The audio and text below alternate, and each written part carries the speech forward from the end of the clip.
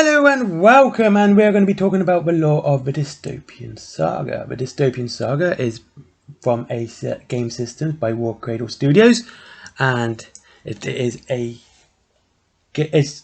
two game systems. I think I may be wrong because I'm just getting into this, but the lore has really piqued my interest. It looks fantastic, it reads great, and it is the sort of lore I like, as in completely balmy and over the top, and it's cool, which is important. Also, and the miniatures look absolutely fantastic.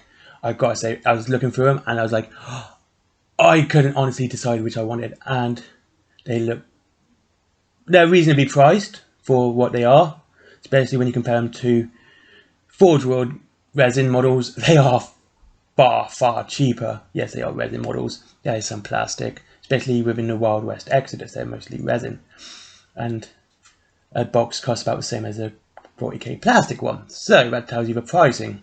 Yet the named characters tend to be a little bit cheaper, but enough about that, as this is meant to be a 40k channel, but of course I'm diverging from that for many reasons, mainly because I like to talk about wargaming and systems I like. You know, it's not just about 40k, I do like other systems and other games. Anyway, so we're going to be talking about the lore of the Watchers. Yes, the Watchers. Dun dun dun. Anyway, here we go. For thousands of years, a cabal of aliens have maintained peace throughout the galaxy, watching planets, and once a planet has reached a technological level, they are then invited to the Watchers' hegemony.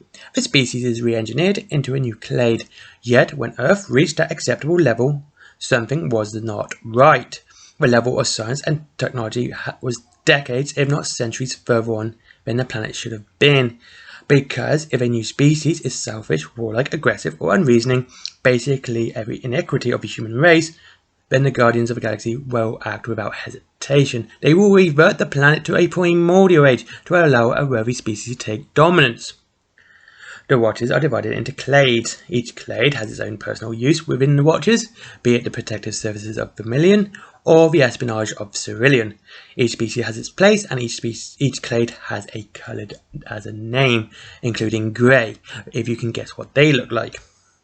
The galaxy is a large place, and travel would be long. Even at light speed, journeys obviously could still take well over a century to complete. To circumvent this, early in the Watcher's history, on a dead planet, they developed portals from this planet's technological relics.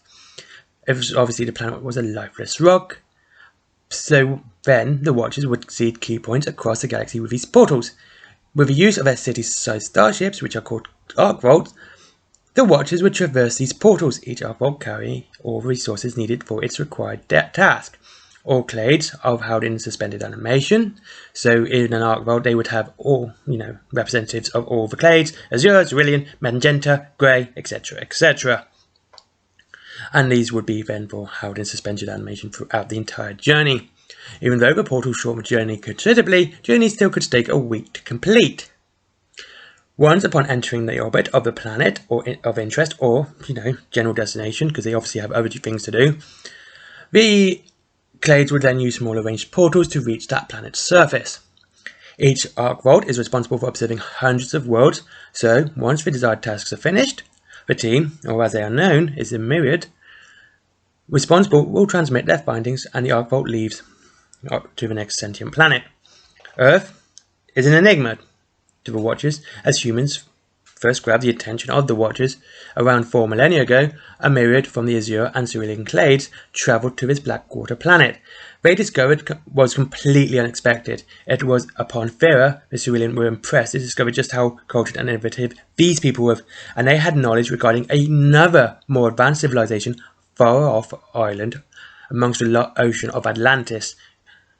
This island took particular interest of the Azure clade, leaving the Cerulean clade to cajole themselves into positions of power. As I mentioned before, Cerulean are espionage and are very good at infiltration. The Azure clade crossed the ocean of Atlantis to discover the island of Atlantia. The Atlantean level technology was far beyond that of Thera, and far beyond that what such a primitive race should be, especially in isolation. Such a leap in technological sophistication was unheard of. How could the Atlanteans have mastered such thing as cold fusion, or at least, to appear have mastered this, whereupon every other civilization on the planet was still struggling to make glass and erecting stone circles? Vizier Clade travelled back to Thera to speak with their Cerulean allies. It was agreed that the Vizier would leave Earth and travel back to the hegemony to inform them of this unexpected development that had taken place upon this backwater planet, which is known as Earth. Anyway, thank you very much for watching. I hope this has piqued your interest, because I'll tell you what, this is actually a very good looking game. I'm really interested in playing it and getting started and get my first models and all that. That first model feeling when you start something new is always good anyway. Like, comment, subscribe. Links to Forbidden Planet and Element Games are down below. I'm not sure if Element Games stock these. I think they may do. I'm not 100%. Are down below as always. And I hope you have a good day. I really do. And I hope you enjoy these videos, because I'm going to be working more on Dystopian Age and doing some more lore stuff.